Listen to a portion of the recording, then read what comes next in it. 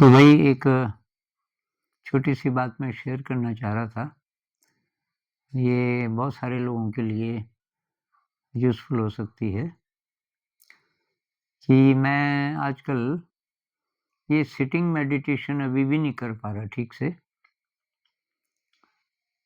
शाम की हमारी जो सिटिंग होती है सामूहिक 8 से 9, तो बैठ तो जा रहा हूँ मैं, 1 घंटा भी बैठ जा रहा हूँ, पालथी मार के, लेकिन थोड़ा एफ़र्ट है।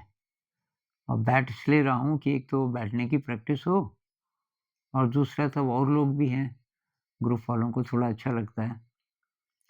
जब मैं बैठ ले रहा हूँ तो थोड़ा उनको अच्छा लगता है। लेकिन ध्यान गहरा नहीं हो पा रहा है। तो शायद उसका कारण ये है कि बीमारी से न केवल शरीर पे असर पड़ता है, बल्कि हमारे जो दिमाग की कैपेसिटी है, मेरे ख़्याल से उस पे भी असर पड़ता है। और मेरी जो याददाश्त है, उसमें भी थोड़ा गड़बड़ हो रही है।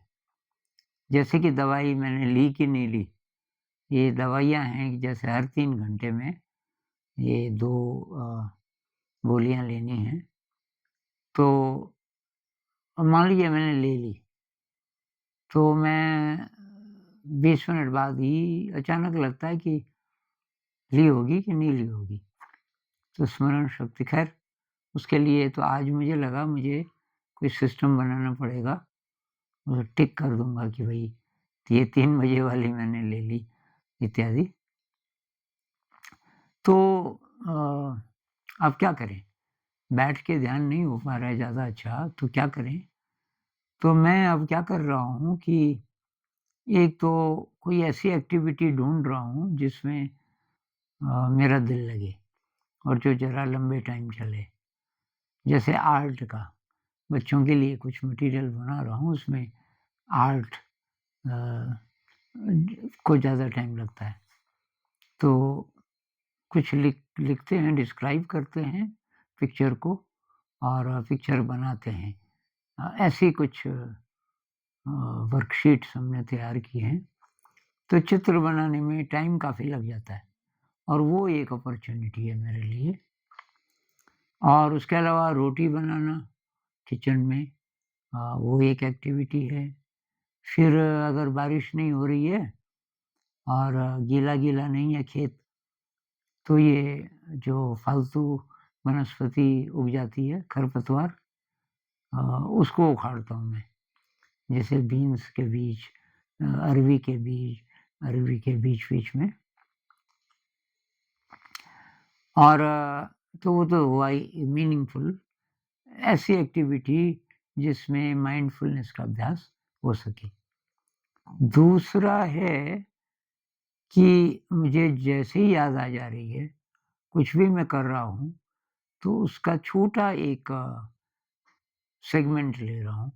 जैसे मान लीजिए कि मुझे बाथरूम जाना है, तो पहले मुझे अपना ये तौलिया लेना है, तौलिया टंगा है इधर, उसको लेना है, मुझे याद आ गई। तो भई यहाँ से 4 स्टेप्स हैं, फिर मैं तौलिया निकालूँगा और फिर चलूँगा, इतनी देर तक क्या मैं अपने मन को देख सकता हूँ। तो शरीर का बोध तो रह जाता है मुझे अभी, पर मन मन ब आजकल और भी ज़्यादा चंचल हो गया, बहुत विचार आते हैं। तो ये छोटी-छोटी अ, कोशिशें, जैसे यहाँ से मुझे किचन जाना है, तो पहले उठूँगा, फिर 3 स्टेप्स करीब दरवाजे तक हैं, दरवाज़ा खोलूँगा, तो इतनी देर क्या मैं सजग रह सकता हूँ, मतलब मन को देख सकता हूँ। बिल्कुल निर्विचार रहूँगा ये तो पता नहीं, पर जो भी विचार आएँगे उसका पता चल जाएगा। तो इसमें काफ़ी सफलता मुझे मिल रही है कि यहाँ से दरवाजे तक, मान लीजिए मुझे लगे अ, 20 सेकंड, 20 सेकंड तक मन लगभग खाली रह गया। अब मैंने दरवाज़ा खोला, फिर किसी ने बोला, "और गुरुजी क्या हाल है?" अब इतने में मैं फिर भूल गया और फिर 2-4 कदम और चला, फिर मुझे याद आ गई, अच्छा तो यहाँ से लेके अब 10 कदम पे सीढ़ी है, तो उतनी दूर तक। ऐसे-ऐसे करके आजकल मैं ध्यान कर रहा हूँ। लूसिड ड्रीम तो नहीं हो रहा है।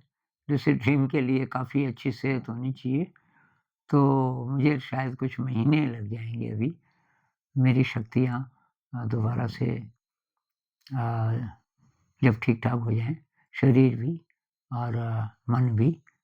अ, मन मतलब ये जो जिसको मस्तिष्क बोलते हैं आमतौर पे, वो टाइम लगेगा अभी।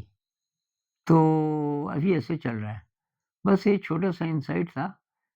जो लोग सिटिंग मेडिटेशन नहीं कर पाते, उनके लिए भी ये यूज़फुल हो सकता है।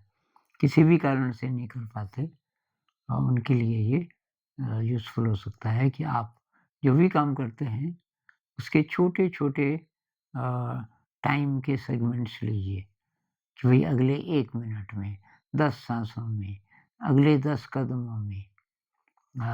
आप सब्ज़ी बना रहे हैं, आलू छील रहे हैं, तो एक आलू आपने हाथ में लिया, तो जितनी देर मैं ये आलू छीलता हूँ, उतनी देर। और थोड़ा स्लो भी कर सकते हैं, अगर बहुत जल्दबाज़ी नहीं है, एक्शन को थोड़ा स्लो कर दो और बर्तन धोते हुए अ, कुछ टाइप करते हुए, मान लीजिए कि आप कोई चीज़ टाइप कर रहे हो और अभी थोड़ा पॉज़ है।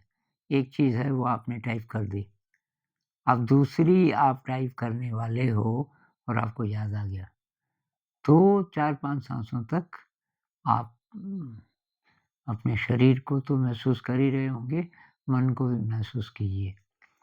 तो ये आजकल चल रहा है। इस पे और बात करेंगे। मैं और इनसाइट्स भी शेयर करूँगा जैसे-जैसे प्रगति होगी कि अ, मैं अब क्या कर रहा हूँ। ये माइंडफुलनेस को, मेडिटेशन को अ, ठीक से करने के लिए तो ये मैं बताता जाऊँगा। तो फिर मिलेंगे।